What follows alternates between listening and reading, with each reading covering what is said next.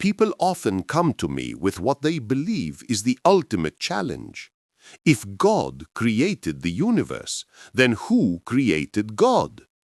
They ask it with a certain triumph in their eyes, as if they finally found the question that unravels everything.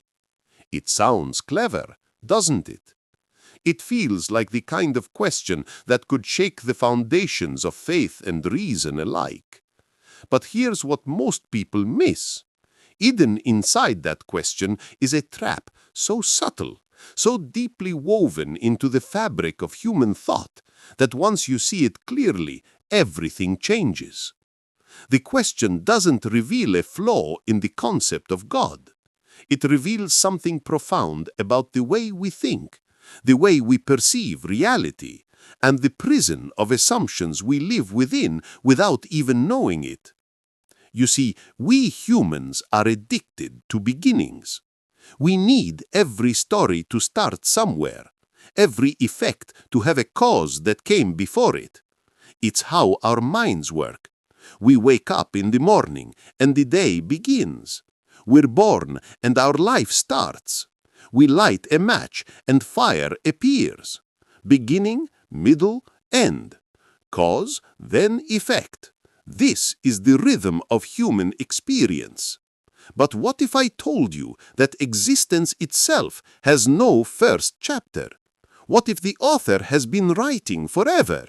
What if the very concept of before is an illusion that only makes sense from inside the flow of time? In this exploration, I will not speak of a God sitting on a throne in the clouds, nor will I dismiss the mystery that pulses beneath all existence. Instead, I'll show you how pure logic, rigorous and unflinching, leads us to a reality that exists beyond beginnings and endings. A reality where the question, who created God, doesn't fail to find an answer. It fails to even make sense. Together, we'll dismantle the hidden assumptions buried in that question. You'll discover what I came to understand after decades of contemplating the cosmos, that the divine is not an object within the universe, but the order through which the universe exists. And once you truly grasp that, the question of who created God will dissolve into something far more astonishing. The realization that the universe itself may be the expression of an eternal, self-existent consciousness. Stay with me. What I'm about to share will challenge everything you think you know about time, existence, and the nature of reality itself. I understand completely why this question captures so many minds. It captured mine too, for many years. We live in a world of beginnings. Every single thing we encounter seems to come from something else. Children are born from parents. Stars ignite from collapsing gas clouds. Thoughts emerge from previous experiences. Rivers flow from mountain springs. Ideas spark from earlier ideas. Everything has a source. Everything has a before. So when someone tells us that God made the universe, our minds immediately apply the same pattern.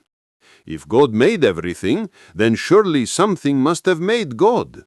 It seems like perfect logic, doesn't it? It feels like we're being consistent, applying the same rule across the board.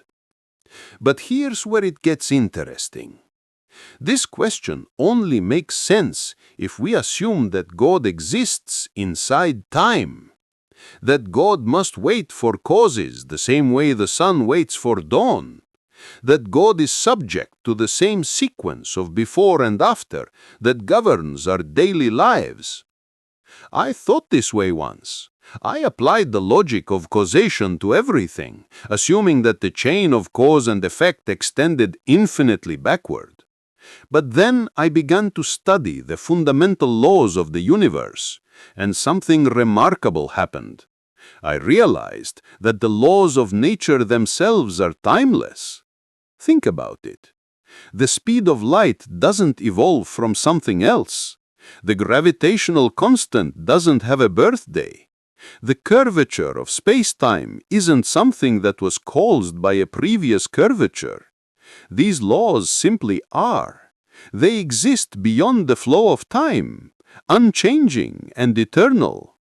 And if even one law of nature can exist outside of time, then what about the totality from which all laws flow? What if the divine is not a person who acts within time, but the eternal principle by which all things unfold? Not a being that needs to be created, but the very ground of creation itself. This way of thinking frightens most people because it removes the comfort of imagining God as an authority figure we can picture and relate to. But I tell you, this perspective doesn't diminish God. It reveals a deeper, more magnificent one. A God who is not apart from the universe, but is the universe becoming aware of itself.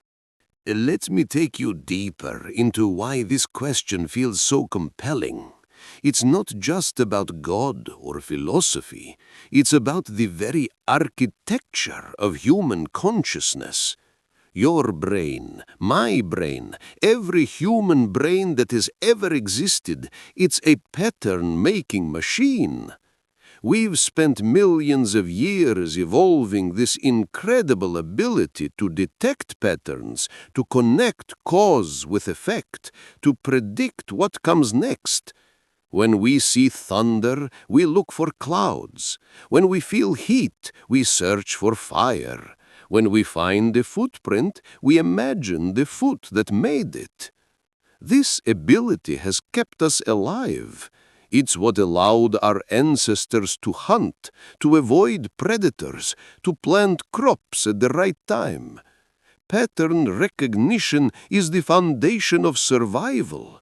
We see the pattern, we understand the sequence, we predict the future, and we live another day. But here's the crucial point.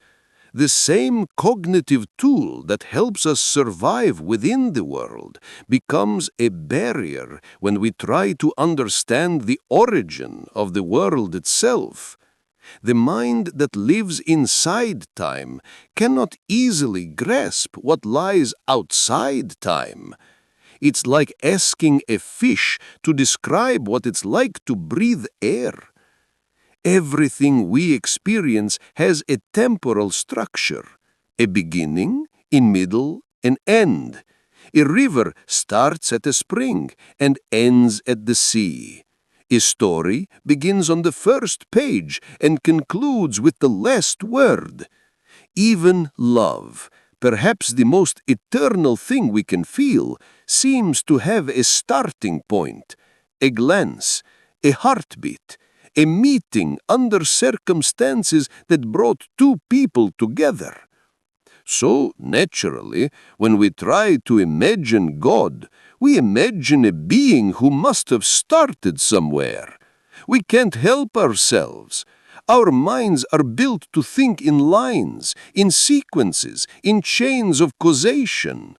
But existence itself may be written in circles, in loops, in patterns that fold back on themselves without beginning or end. The fish and the water. Let me share an analogy that changed how I think about this. Picture a fish that has spent its entire life underwater. Water is the only reality it has ever known. It moves through water, breathes through water, sees through water. Water defines every aspect of its existence. One day, another fish tells it about something called dry land, a place where there is no water. But the first fish cannot conceive of such a thing. It keeps asking, yes, but what ocean is this dry land in? What water does it float upon? How do fish swim there? Do you see the problem? The fish is so embedded in its watery reality that it cannot imagine existence without water. Water is not just where the fish lives, it's the framework through which the fish understands reality itself. We are that fish, and time is our water. We cannot easily conceive of something outside time, because time defines our world, our experience, our very consciousness. Every memory we have is arranged in temporal order. Every plan we make projects into the future. Every sensation we feel arrives in the flow of now. So, when someone asks, "Who made God?" they're asking as if God were a thing, as if God were an event inside time, like the birth of a star or the invention of the wheel.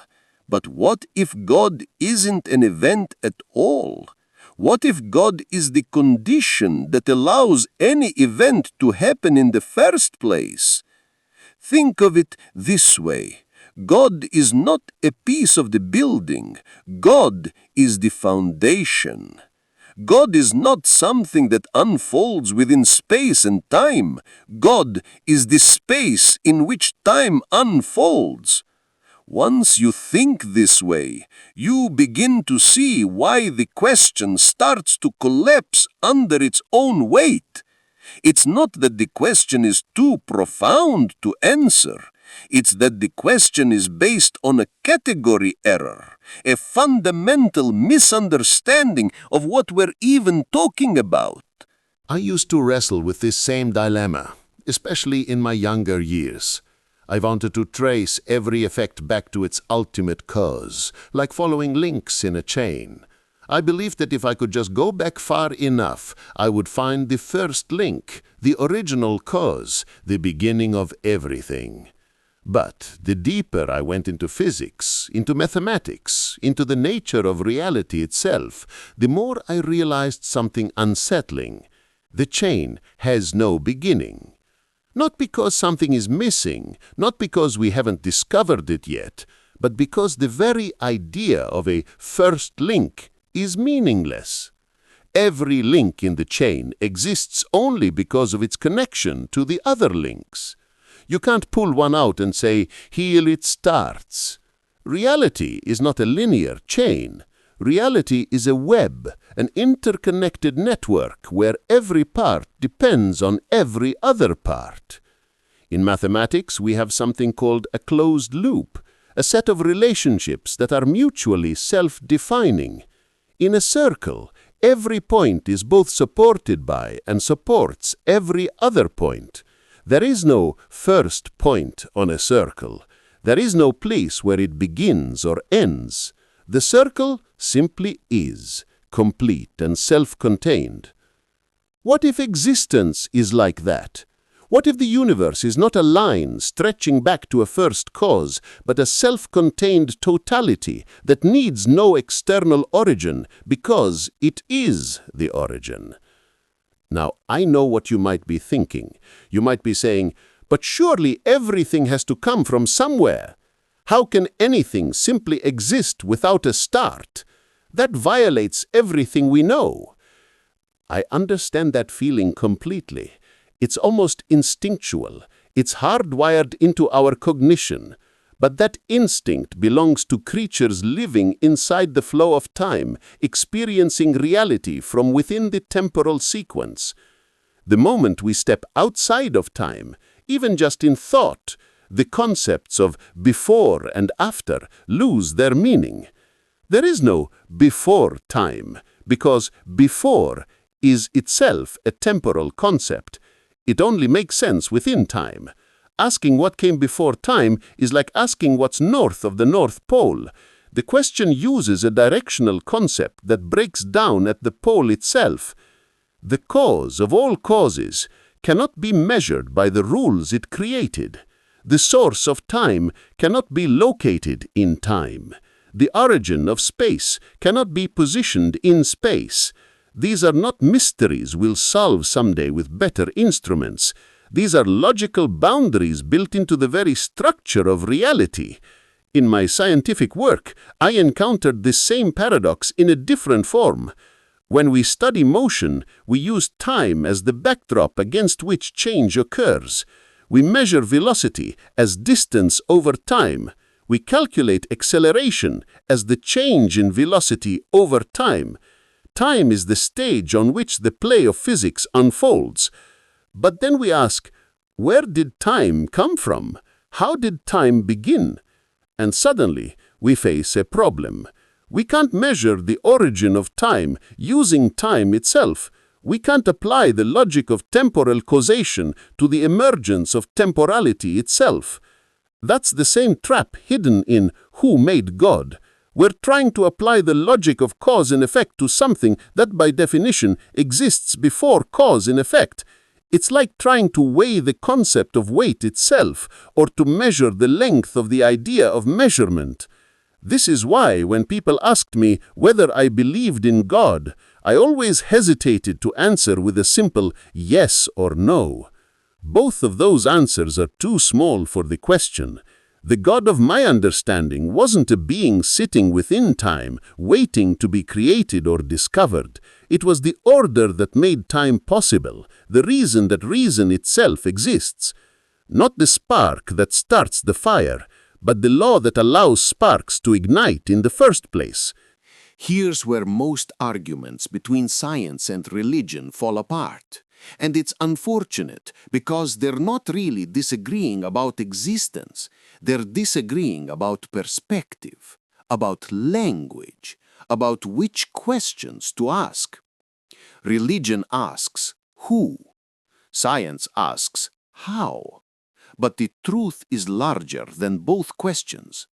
The religious person sees the universe and asks, who made this? The scientist sees the universe and asks, how does this work?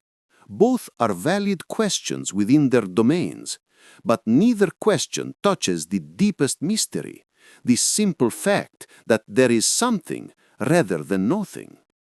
God, in the sense I'm describing, is not a who or a how. God is the thatness, the isness, the beingness itself, the silent foundation under every why, the ground of existence that doesn't need a ground beneath it because it is the ground. Think about the laws of physics for a moment. Where do they come from?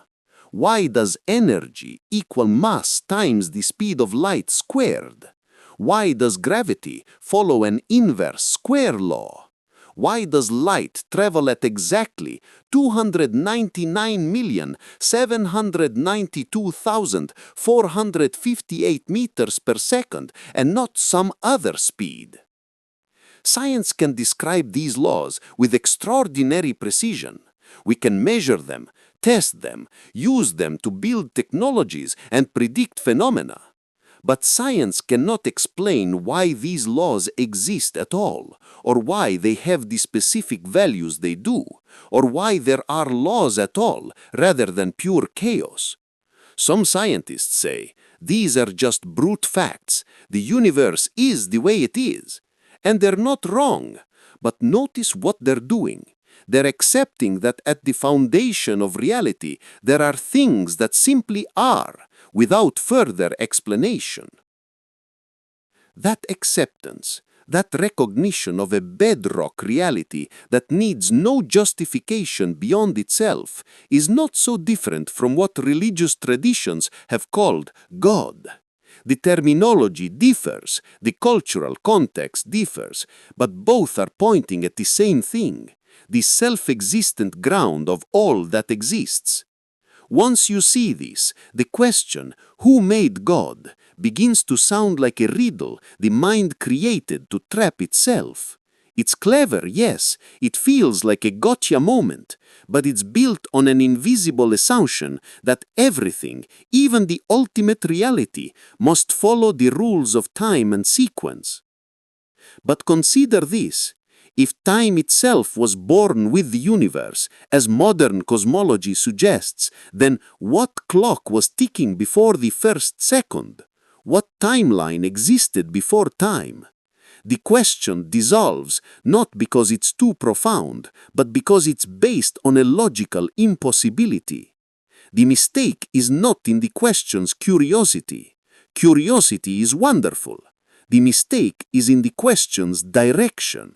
The question looks backward in time, searching for a first cause, but the truth is not behind us in the temporal sequence. It's beneath us, within us, all around us as the eternal present. The universe is not a chain of causes stretching infinitely into the past. It's an eternal field, a self-contained totality that simply is. And what we call God may be that field becoming aware of itself through minds like ours, minds that dare to ask impossible questions. So, the next time someone asks you, "Who made God?" you might respond as I do, with a smile and a sense of wonder. Because that question, in trying to challenge faith, actually points toward something far greater. The realization that the foundation of existence needs no foundation. It is the foundation. This isn't a cop-out or a retreat into mystery for mystery's sake. It's a recognition of something profound about the structure of reality. Just as a circle needs no starting point, just as a self-consistent mathematical system needs no axioms beyond itself, existence as a whole needs no external cause. It simply is. And we, as conscious beings within that existence, are the universe asking itself how it came to be. The question and the questioner arise together from the same eternal ground. Now let me take you into something that transformed my entire understanding, not just of God or philosophy, but of the very fabric of reality. I want to talk about light. And I promise you, by the time we're done with this section, you'll never think about light the same way again. When I was young, walking through the streets of Bern, I used to daydream constantly. My mind would wander to strange places, asking questions that seemed absurd on the surface. One question haunted me above all others. What would happen if I could chase a beam of light? What would the world look like if I could catch up to it? Most people would dismiss such a question as childish fantasy, but I couldn't let it go. There was something about light that felt different from everything else. It wasn't just another phenomenon to study. It was the key to understanding reality itself.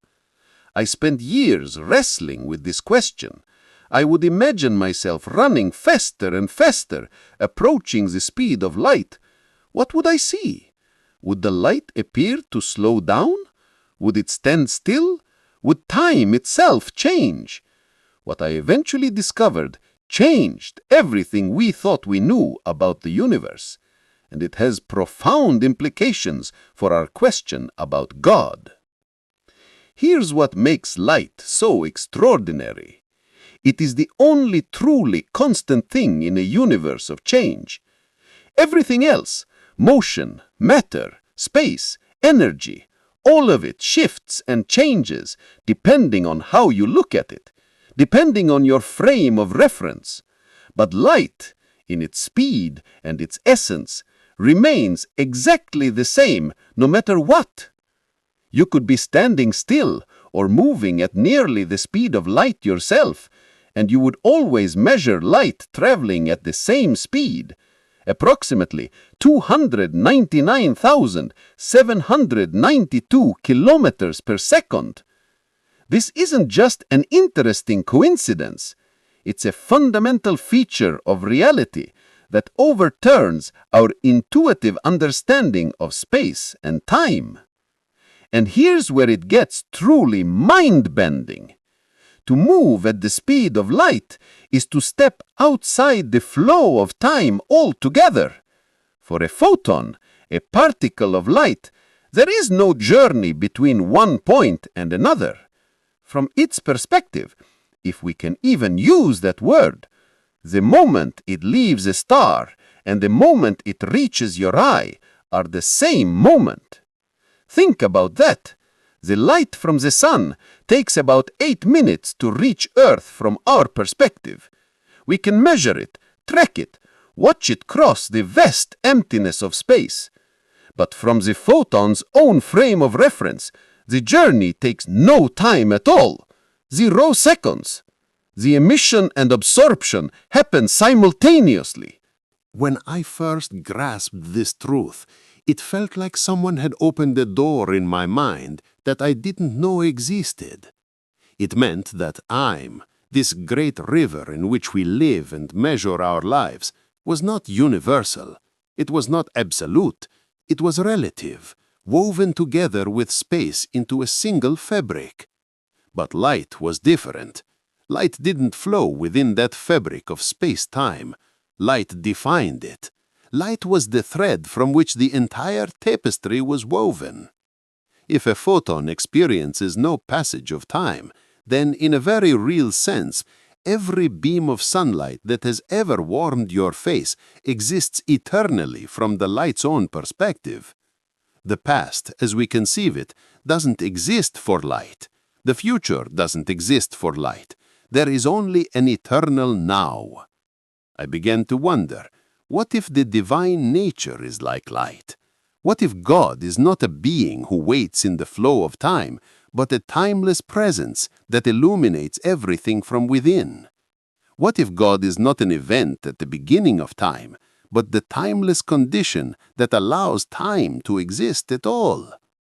Think about the implications. Modern cosmology tells us that time itself began with the Big Bang, that there was no time before the universe began expanding. But our language fails us here. Saying before the universe or before time is like saying north of the North Pole. The words form a grammatically correct sentence, but they don't refer to anything real. If time itself has a beginning, then asking what caused the beginning of time is asking a temporally structured question about something that precedes temporality. It's using the very concept you're trying to explain itself. God, if God exists, cannot be located at a point in time, not even at the first point. God must be the condition that makes time possible, the unchanging reality against which all change occurs, the still point at the center of the turning world. This is what I meant when I said that the laws of nature are timeless. They don't evolve or develop. They don't wait for the right moment to kick in. They simply are, operating at every moment with perfect consistency. And if the laws themselves are eternal, what about the source of law? What about the order, the logos, the intelligence that makes law possible? The light traveling from distant stars, stars that existed billions of years ago, stars that may no longer even exist, reaches us now. We look up at the night sky and see the past. The light that left those stars billions of years ago is finally completing its journey. But from the photon's perspective, the journey never happened. It exists in an eternal present, neither beginning nor ending. The star and the eye are connected by something that experiences no duration.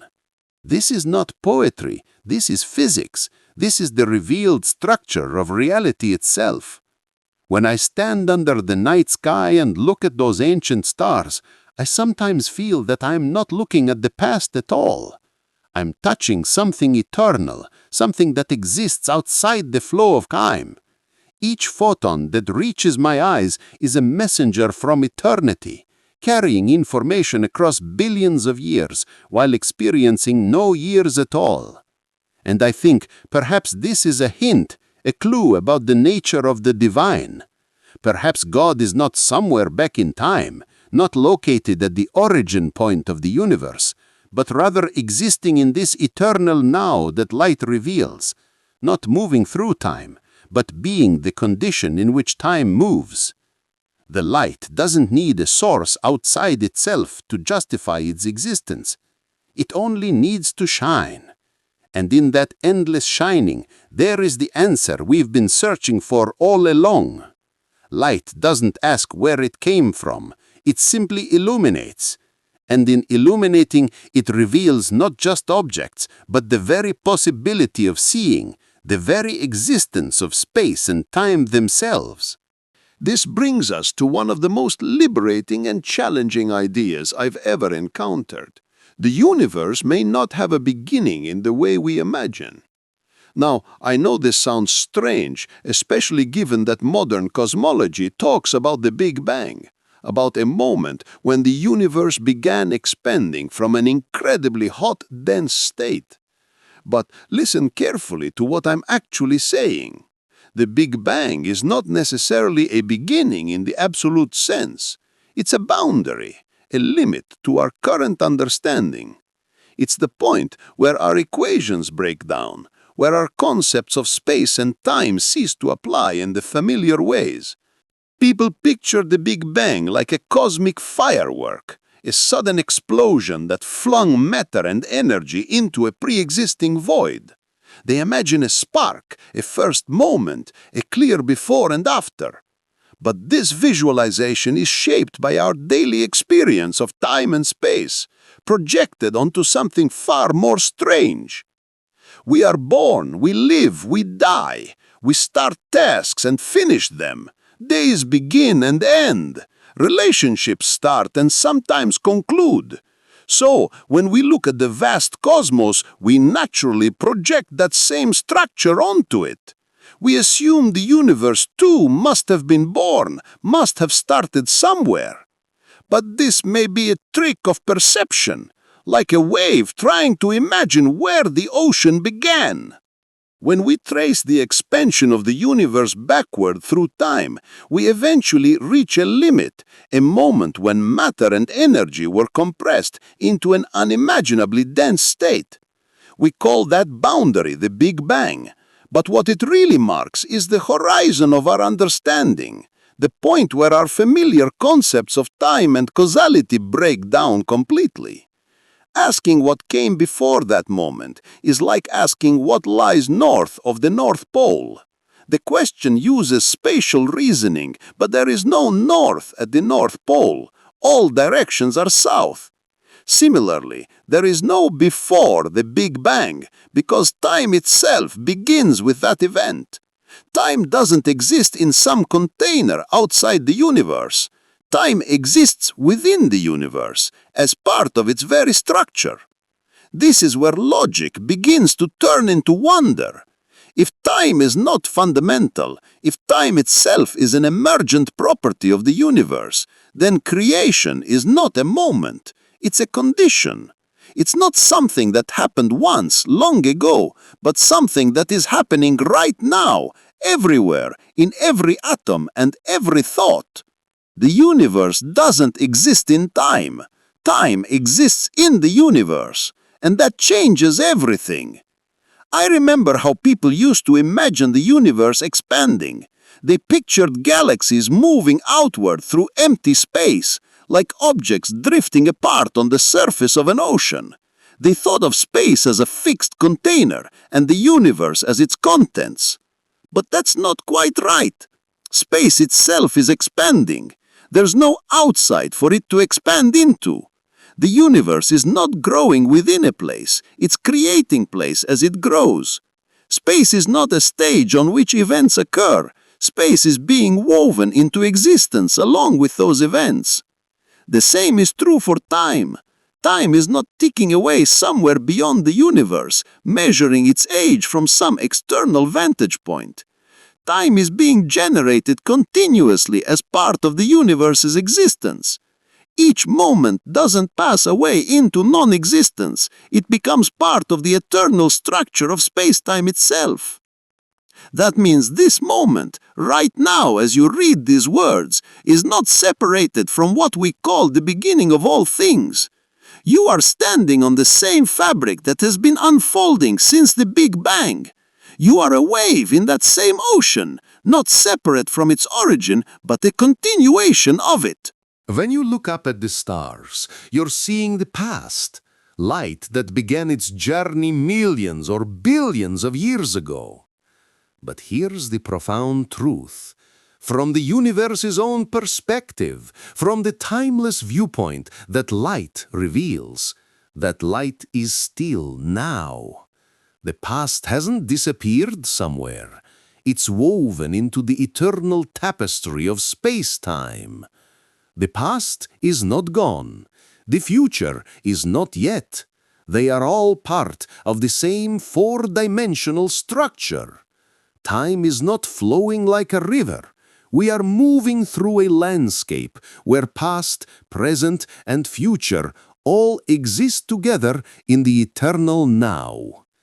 The universe doesn't remember its birth because, in a sense, it's still being born. Every sunrise, every heartbeat, every act of kindness or discovery is a local expression of that eternal creation. The divine is not the one who pushed the first domino and walked away. It's the continuous falling of every domino, the ongoing expression of existence itself. This is where people misunderstand the word eternal. We hear eternal and imagine endless time, an infinite sequence stretching forever into the future. But eternity has nothing to do with duration. Eternity is outside duration altogether. Eternity is not a lot of time. It's the condition in which time exists at all. It's not about lasting forever. It's about being beyond the framework of temporal flow. To say that God is eternal is not to say that God has existed for an infinitely long time. It's to say that God is the reality in which time becomes possible. The universe may have an age, about 13.8 billion years, according to our current measurements. But the being from which it arises, the principle, the ground, the consciousness, that doesn't start. It doesn't wait. It doesn't count years. It simply is. In all my years studying physics, I came to see that every equation, every law describing motion, energy, and space has one thing in common. It requires something constant. You cannot measure change without a reference point that itself doesn't change. In our universe, that constant is the speed of light. It's the unchanging measure against which all other motion is defined. But beyond physics, the same principle applies to existence itself. For there to be transformation, there must be something unchanging beneath it. A ground, a stillness, a truth. Call it nature, call it God, call it the order of existence itself. It is the foundation that allows all motion to have meaning. Without it, change would be meaningless. Motion would be relative to nothing. Existence would have no structure. When people ask me if I believe in creation, I tell them yes, but not as an event that happened once upon a time. Creation is not what happened then, it's what's happening now. The laws that govern the birth of stars are the same laws that shape your thoughts, your emotions, your dreams. The energy that fuels the galaxies also fuels your cells. You are not living in a universe that was created once long ago. You are part of a universe that is perpetually creating itself. You are not witnessing a story that began and will someday end. You are living inside a process that has no period, only breath, continuous, eternal, always present. To me, this view is far more awe-inspiring than the idea of a single moment of creation, because it means that existence is not a completed work sitting on a shelf. It's a living process, an ongoing exploration, an eternal dance of matter and energy and consciousness. The divine isn't an engineer who built the machine and walked away. It's the pulse that keeps the machine alive. The Big Bang was not a firecracker that went off once. It's the continuing act of expansion, the perpetual vibration that gives rise to everything. You are not watching the afterglow of an ancient event. You are participating in the event itself. I sometimes think of the universe like music. It's not a song that started long ago and is now winding down. It's a melody that is always being composed, note by note, moment by moment. You and I, the stars and galaxies, we are the notes. We come into being, we resonate, we fade, but the music continues.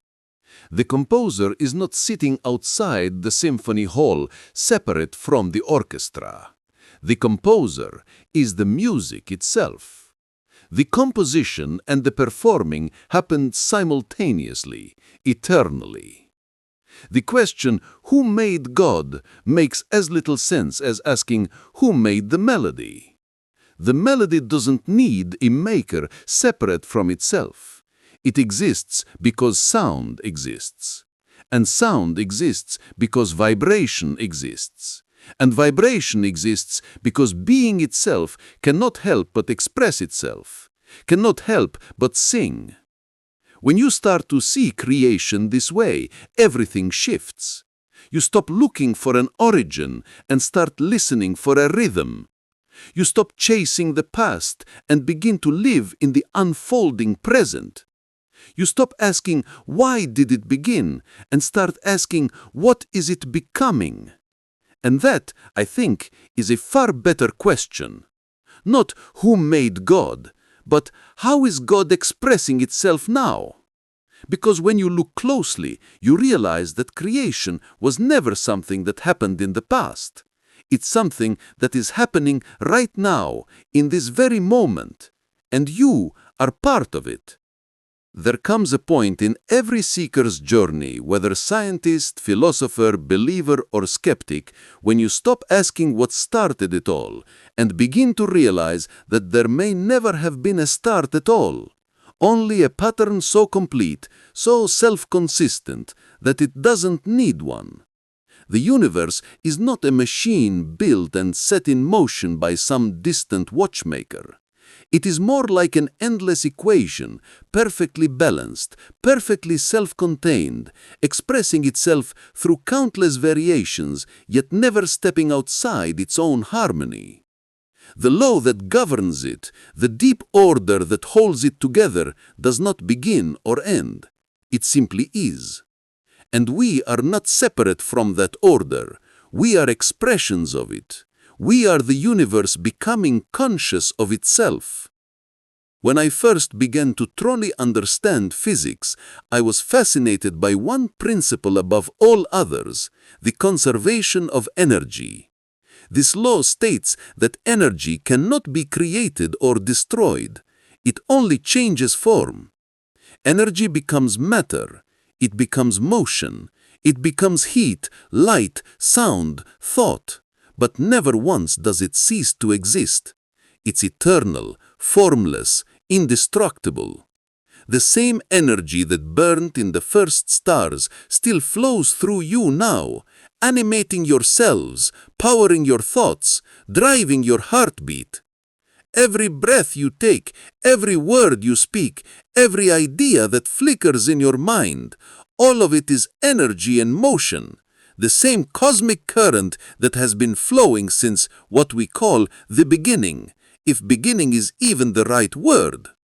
That realization left me breathless, because if energy cannot be created or destroyed, then creation itself is not the emergence of something from nothing. It's the transformation of what always was into what now is. The divine, if it exists, is not the cause of that transformation. It is the transformation itself, the process, the law that allows existence to take on form after form after form without ever exhausting itself. The question who created God dissolves in the face of this understanding. The God we seek is not a person in the sky pulling levers and making decisions. It's the eternal principle that ensures nothing ever truly vanishes. It's the law of conservation, the principle of continuity, the ground of being itself. Death, loss, decay, these are not endings but reconfigurations. The atoms in your body were forged in the hearts of ancient stars. When you die, those atoms will continue, becoming part of soil, plants, animals, perhaps even other people. Nothing is lost. Everything transforms. The universe recycles itself endlessly, not because it must, but because that is its nature. It is infinite play, infinite recombination, infinite self-expression. And that, to me, is what divinity means. Not a being that commands from outside, but the principle that operates from within. To grasp this fully, you have to let go of the idea of beginnings entirely. Imagine standing before a great ocean. Waves rise, curl, and crash against the shore. You could ask, which wave began the sea? But the question makes no sense. The waves are not separate from the ocean. They are the ocean. They are its rhythm made visible, its motion made tangible. The law that governs their rise and fall is not something added to the water from outside. It is the very nature of water itself, responding to gravity, wind, and the contours of the shore. In the same way, the laws of the universe are not imposed upon it from outside. They are the universe's nature expressing itself through order. God is not the author of the law, standing apart from creation. God is the law, the coherence, the unity, the principle by which chaos becomes cosmos. I once said, God does not play dice with the universe. Many people misunderstood me. They thought I meant everything is predetermined, that there's no room for chance or freedom. But what I really meant was this: the universe is not random at its core. Beneath all apparent disorder lies an intelligible structure, an underlying rationality. Even when we cannot see it, even when events seem senseless or chaotic, they are still part of a deeper symmetry, a hidden order. This, to me, is what divinity means, not a being that chooses and decides, but a harmony that simply is, an order that pervades all things, from the largest galaxies to the smallest quantum events. Consider how this harmony appears everywhere. The orbit of planets follows the same mathematical principles as the fall of an apple. The structure of crystals mirrors the structure of space-time itself. The spiral of a galaxy and the spiral of a Nautilus shell follow the same geometric ratios. The equation that describes the bending of light around the sun is related to the equation that explains why time slows down as you approach high speeds. There is no place in the universe where these laws suddenly stop working, no boundary where order gives way to complete chaos. And that is astonishing. It means the same intelligence that governs the cosmos also governs you. You are not a visitor here. You are the universe knowing itself through a particular pattern of energy and awareness. If that is true, then to understand yourself is to understand creation. And to understand creation is to glimpse something of God. But this God needs no beginning, no origin story, no divine engineer to construct it. It exists the way a melody exists, not as a thing, but as a relationship between things. A pattern sustained by its own coherence. You cannot point to the start of a melody and say, there is where music began. Music arises whenever vibration finds harmony. In the same way, existence arises whenever being finds expression. It is not an event, but a constant process, an eternal becoming grounded in an eternal law. Some people find this idea unsettling. They want a creator to stand apart from the creation, a mind to intend it, a purpose to design it. They want God to be transcendent, separate, beyond. But I've always found the opposite idea far more beautiful, that the creation is the creator, that being itself is sacred, that the law and the love that sustain the cosmos are not external authorities, but intrinsic qualities woven into the fabric of existence. The divine doesn't command the stars to move, it moves as the stars. It doesn't tell your heart to beat, it beats as your heart. It doesn't whisper through prophets from some distant realm. It speaks through the wind, the tide, the pulse of thought, the moment of insight. The miracle is not that something once made the universe and then stepped back. The miracle is that the universe never stops making itself, never stops exploring its own possibilities, never stops becoming. When you truly see this, even for a moment, you stop needing to explain the mystery because you realize you're standing inside it. You realize that asking, "Who made God?" is like asking, "Who made existence?" It assumes a separation that isn't there. Existence doesn't need to be made. It is the canvas, not the painting.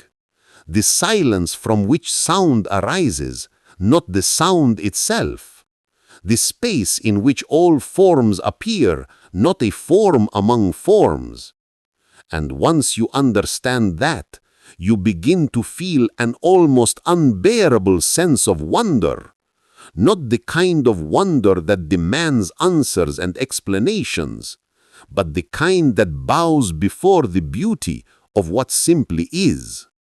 So when I look at the stars now, I no longer see them as distant fires scattered through the void. I see them as notes in a single chord, expressions of one great harmony that has never begun and will never end. And I think to myself, perhaps this is what the ancient mystics meant when they spoke of God as eternal, unchanging, self-sufficient. Perhaps they were pointing to the same truth that modern physics now reveals, that beneath all movement there is stillness, beneath all change there is constancy, beneath all form there is law. And that law, that order, that infinite coherence is not something that exists in the universe. It is the universe. It is the heartbeat of reality itself. And it never needed to begin because it has never stopped being. Here's something that most people never pause long enough to consider, and it might be the most profound realization of all. The very act of asking why is already an echo of the divine. It's the universe's own curiosity wearing the mask of your mind. From the moment we learn to speak, we begin to ask questions that reach beyond our immediate understanding. Questions about beginnings and endings, about meaning and purpose, about where we came from and where we're going. As I grew older, I came to realize that this impulse to question is not merely a human habit or an intellectual game. It is the signature of something far deeper, the consciousness of the cosmos recognizing itself through us.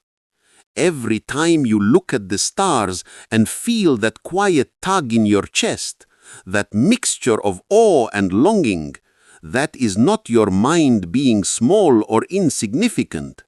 It is infinity remembering itself. It is the universe looking back at itself through your eyes. When I first began studying physics, I thought of my curiosity as something personal, as if I were a mind inside the universe trying to decode what lies outside. But as my understanding deepened, that boundary began to blur and eventually dissolve. I started to sense that my thoughts, my intuitions, my sudden insights were not mine at all in the possessive sense. They were more like waves rising and falling on a vast sea of awareness. I was not observing the universe from a distance. I was the universe looking at itself through human eyes. Every equation I wrote, every idea that emerged from stillness during long nights of contemplation, was part of that same movement, the cosmos unfolding its own logic in the language of mind. You can sense this in your own life too, if you listen closely enough. Have you ever had a thought or inspiration that felt as though it arrived from nowhere? A sudden knowing that seemed to bypass effort entirely, as if the answer was simply there, waiting to be noticed.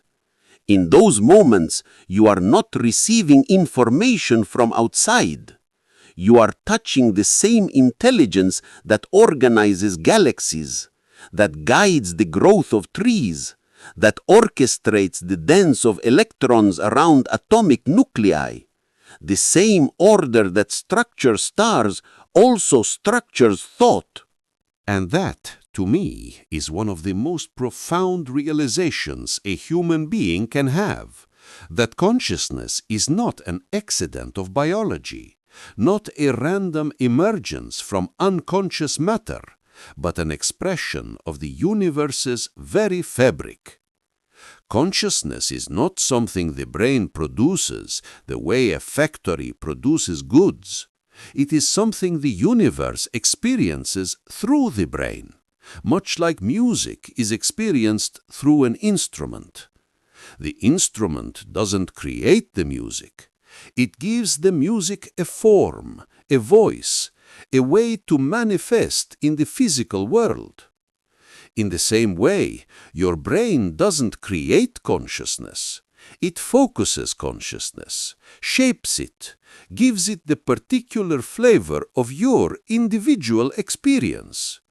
But the consciousness itself, the raw awareness, the knowing that knows, that is as fundamental to the universe as space, time, matter, and energy. To think of consciousness this way is to see that our capacity for wonder is not incidental or accidental. It is essential. It's how the universe contemplates its own mystery. The mind seeks the infinite because it is the infinite, temporarily playing the role of the finite. You, sitting here, reading these words, thinking your thoughts, are the cosmos narrowing its focus just enough to experience itself as you. And when you look back at the cosmos in wonder, when you ask those impossible questions about origins and meanings, the loop completes. The universe becomes aware of its own awareness. It's a perfect symmetry, a reflection within a reflection. Consciousness recognizing itself in the mirror of existence. I used to believe that our species was defined by intelligence, by our ability to reason, to analyze, to build tools and solve problems. But over time, I saw that what truly defines us is not our reasoning, but our reverence. The ability to feel awe, to sense something vast and unknowable beyond ourselves, is not a weakness of the mind, but its highest function. It is the recognition that we are not separate from the mystery we study. The physicist who stands before a blackboard filled with equations and the child who stands before the sea are both participating in the same act, the act of communion. One uses numbers and symbols, the other uses silence and wonder, but the feeling is the same. Both are drawn by the gravity of the infinite. Both are responding to something that calls to them from beyond the boundaries of the known. I remember one night, long after midnight, working alone under a flickering lamp. The equations I had been struggling with for weeks refused to cooperate. They seemed to twist out of meaning, mocking my efforts. Frustrated, I looked up and caught sight of the stars through the window. In that moment, I stopped thinking and simply looked. The silence that followed was enormous, almost tangible. And then something shifted. The problem I had been wrestling with seemed to solve itself, not because I found an answer through logic, but because I stopped demanding one. I realized that my mind was not separate from the problem. It was the problem, in a sense, the way a wave is not separate from the ocean, but an expression of it. That insight didn't come as words or logic. It came as a feeling, a deep knowing that the universe thinks through us, not for us, that we are not solving mysteries imposed upon us from outside. We are the universe solving its own mysteries, exploring its own nature, coming to know itself. That, I think, is the real meaning of intelligence, not the accumulation of facts or the mastery of techniques, but the participation in the cosmic flow of understanding. The mind that seeks the infinite is like a river that eventually discovers it was never separate from the sea. It begins its journey thinking it's alone, confined by its banks, distinct from all other rivers. But when it reaches the ocean, it realizes it was water all along. The journey was never about reaching something separate. It was about remembering what it always was. And this is why the question, who made God, becomes, at its deepest level, a mirror. It's not really the universe asking who created it. It's the universe asking why it forgot that it creates itself. Every question of origin is really a question of identity. When you ask, where did this all come from? What you're really asking is, what am I?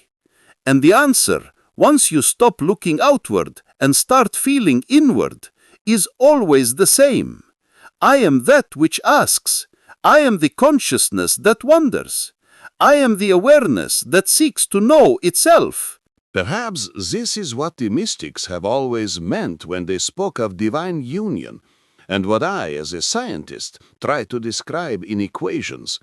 Two different languages pointing at the same truth. The infinite doesn't stand apart from the finite, observing it from a distance. It breathes through it, expresses itself as it. The eternal doesn't look down upon time from some timeless realm. It unfolds as time, manifests as the temporal flow. God is not outside consciousness, separate from the awareness you feel in this very moment. God is consciousness itself, exploring its own nature through the endless play of forms. And every moment of curiosity, every spark of wonder, every why that rises in your heart is the infinite reaching out to itself, whispering across the vastness, "Remember who you are."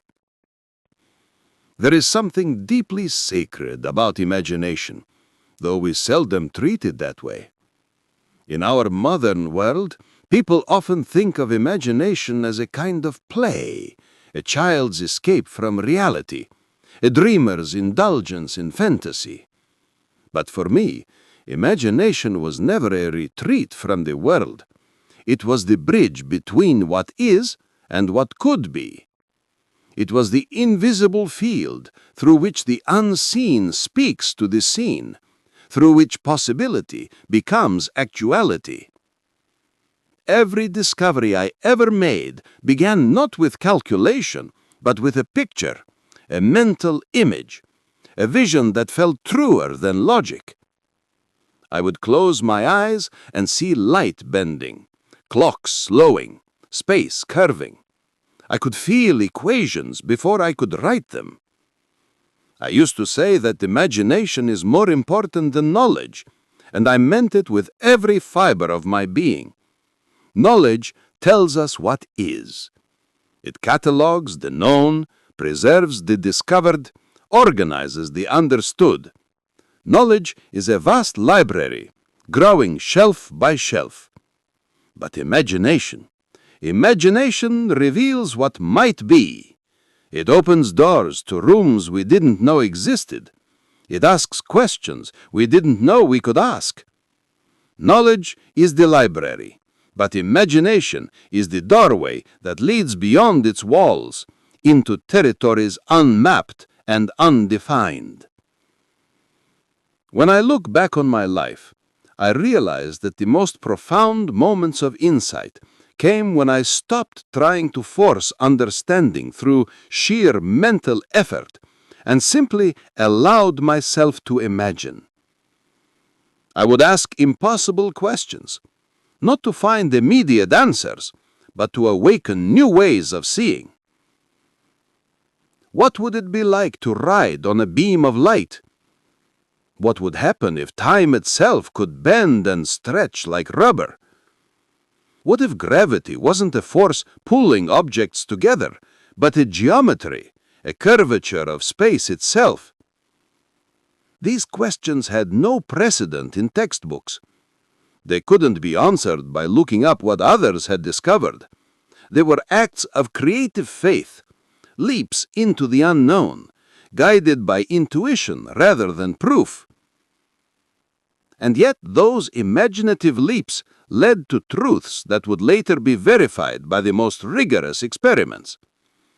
Imagination opened the door. Logic merely walked through it and mapped what it found inside. You see, imagination is the universe speaking through symbols. It's the language of possibility, the way consciousness translates infinity into forms that the human mind can grasp. Every metaphor, every dream, every artistic vision is a fragment of that larger dialogue between consciousness and reality. When you imagine, you're not merely creating fantasies detached from the real. You are tuning into the frequency of creation itself. It's no coincidence that every culture throughout history has described divine revelation in the language of vision and dream. Prophets see visions. Mystics describe inner landscapes. Artists perceive beauty that others cannot yet see. Scientists, too, drink from this same well. What we call inspiration is simply resonance with that timeless source of possibility, that field of pure potential from which all forms emerge. I have often thought that perhaps the universe itself imagines. Look around you. Every shape, every pattern, every color is an experiment in form, a test of beauty and function. Nature is not merely mechanical, grinding out forms according to blind necessity. It is playful. A flower doesn't need to be beautiful to reproduce. From a strictly functional standpoint, it only needs to attract pollinators. Yet, flowers are gorgeous, stunning in their variety and elegance. The spiral of a galaxy, the symmetry of a snowflake, the shimmer of sunlight on water, all of these are expressions of an intelligence that creates not just from necessity, but from something that looks remarkably like joy. And we, as conscious beings, participate in that same act every time we dream, every time we create something new, every time we dare to wonder. In that moment, we are not imitating God from a distance. We are being God in motion, continuing the divine act of imagination that sustains existence. This is why I believe that imagination is not a luxury of the human mind, not a pleasant diversion from serious thinking. It is our highest function. It's what lifts us above instinct and habit. It's how we glimpse the eternal through the veil of the ordinary. When you imagine, you temporarily escape the boundaries of time and space. You step into the realm of the possible, where there are no beginnings or endings, only forms shifting and evolving. The mind becomes a mirror for creation itself. You could say that imagination is the human form of divine seeing, the way infinity looks at itself through finite eyes. And yet, society often teaches us to distrust imagination. We are told to be practical, to cling to what's measurable, to worship the visible and dismiss the invisible as unreal. But everything visible began as something invisible. Every law of physics was once an intuition in someone's mind. Every invention was once a dream. Even love, which shapes the destiny of worlds, cannot be seen. It must be imagined, felt, believed in.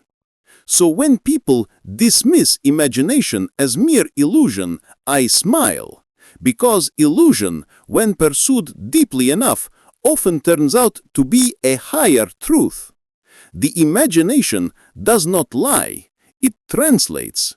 It takes the infinite and renders it into images, just as light passes through a prism and becomes a spectrum of colors. Once, when I was lost in thought about relativity, I found myself picturing a beam of light curving around the sun. I could see it as clearly as if it were in front of me, a golden thread bending through the darkness of space.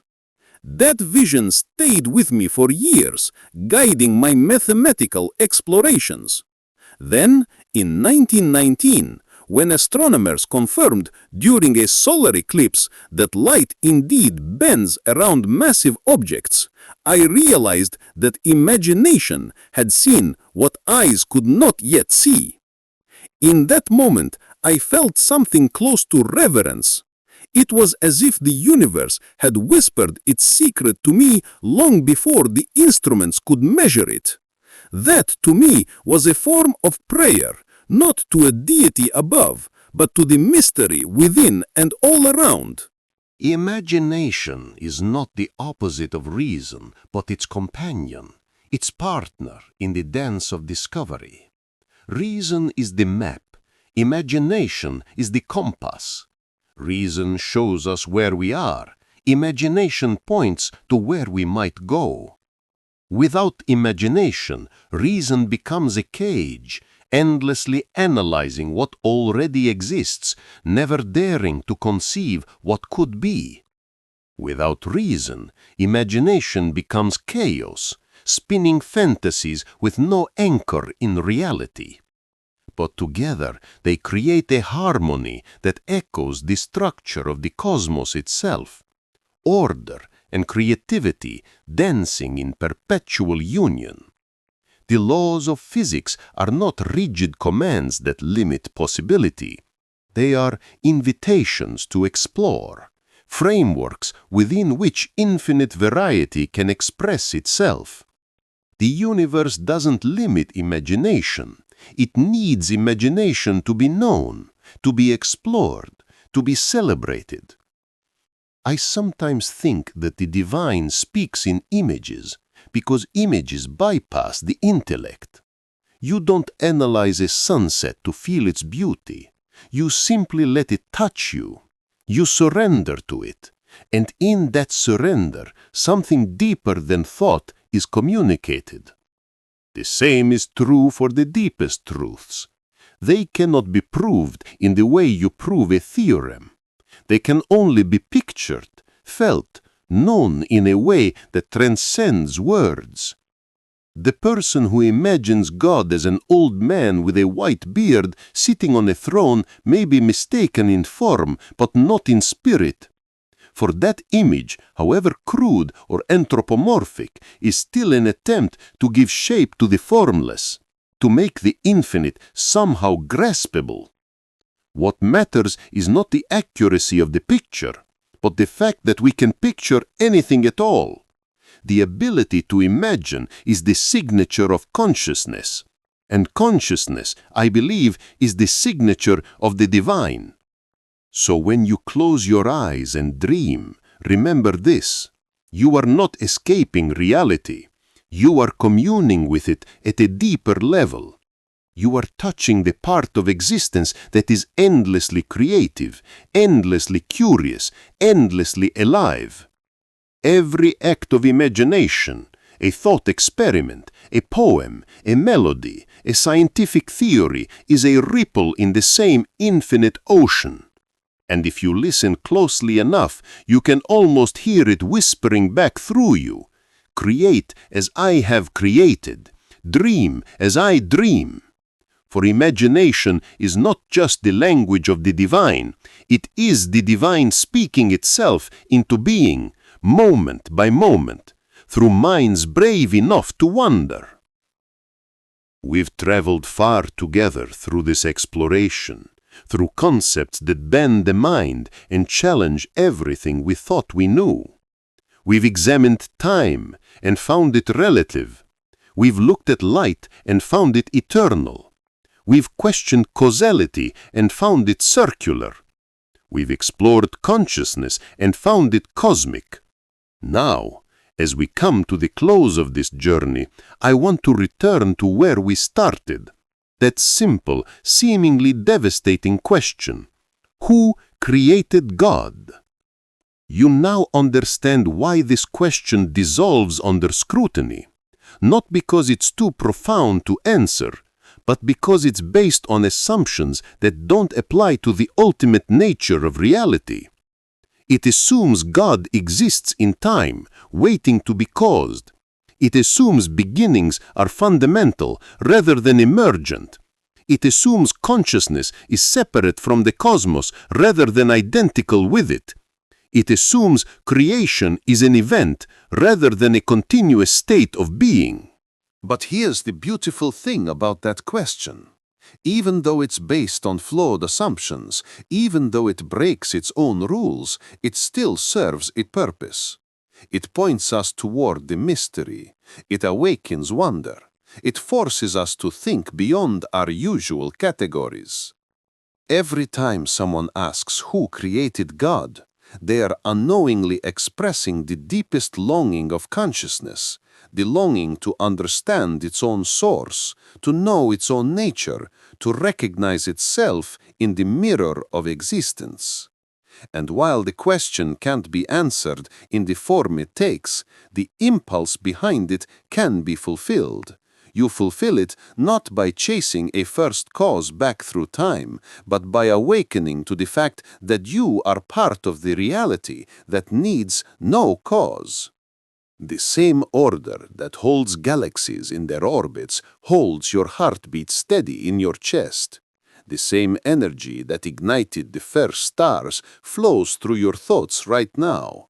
You are not standing outside the circle looking in. You are a curve within it, a momentary expression of its eternal perfection. The divine is not something you can step away from to analyze objectively. It is the act of stepping itself. It is the space that allows stepping to occur. It is the awareness that knows a step has been taken. When I say the question, who made God, breaks its own rules, I don't mean it is foolish or worthless. I mean it is sacred in disguise. It is the mind's final attempt to understand itself before surrendering to the mystery it came from.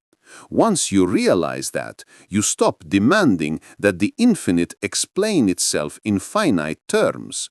You stop asking, who made God, and start asking, what is it within me that longs to know?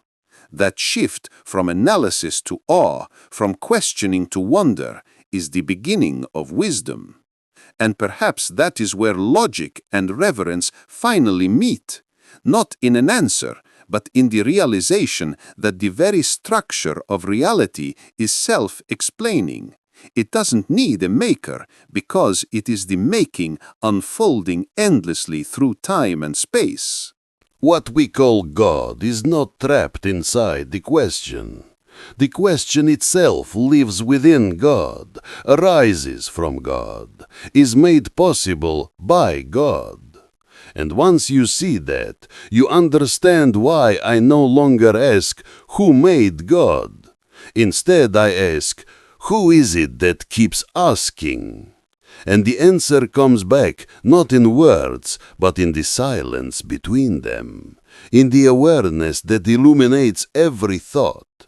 You are, I am, we are. The universe asking itself into being, God knowing itself through infinite forms, consciousness exploring its own infinite depths. The question was never about God, it was about us, about our fear of infinity and our longing to make the eternal feel small enough to hold. But the eternal cannot be held, it can only hold us. And when we finally stop trying to grasp it and allow ourselves to be grasped by it, we discover what mystics and scientists alike have always known. We are not in the universe is in us. We are not seeking God, God is seeking itself through our seeking. The Creator and the created are one, have always been one, could never be anything but one. And in that recognition, the question dissolves, not because it's been answered, but because it's been transcended. We realize we were never separate from what we sought. The search and the finder are the same. The question and the answer are one. This is the reply to who created God. Not an argument, but an awakening. Not a conclusion, but a beginning that has no end.